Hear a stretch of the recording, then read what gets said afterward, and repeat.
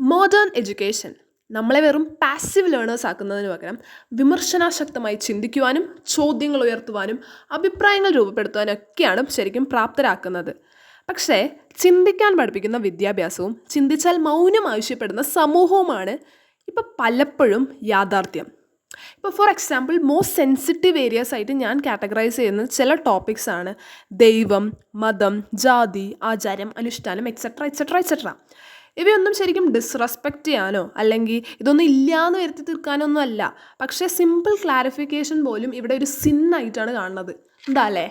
ഇപ്പോൾ for example ഇപ്പോൾ കുറേ വർഷങ്ങൾക്ക് മുമ്പ് ഇപ്പോൾ രാജാറാം മോഹൻ റോയ് ആണെങ്കിൽ സ്ത്രീകളുടെ ഉന്നമനത്തിന് വേണ്ടിയും അതിക്രൂരമായ സതി പോലുള്ള കാര്യങ്ങൾക്കൊക്കെ എതിർത്തപ്പോൾ ആളെയും സാമൂഹ്യ വിരുദ്ധൻ എന്നൊക്കെയാണ് പറഞ്ഞത്.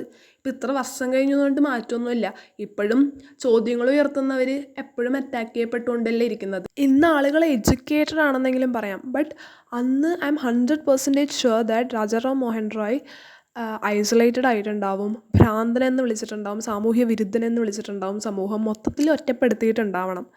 സോ ഞാൻ പറഞ്ഞു വരുന്നത് എന്താണെന്ന് വെച്ചാൽ മോഡേൺ എഡ്യൂക്കേഷൻ നമ്മളെ എക്വിപ്പ് ചെയ്യുന്നുണ്ടെങ്കിലും നമുക്ക് ഭയമില്ലാതെ ആശയങ്ങൾ പങ്കുവയ്ക്കാൻ പറ്റണം. അല്ലാത്ത പക്ഷം there is no use with this modern education.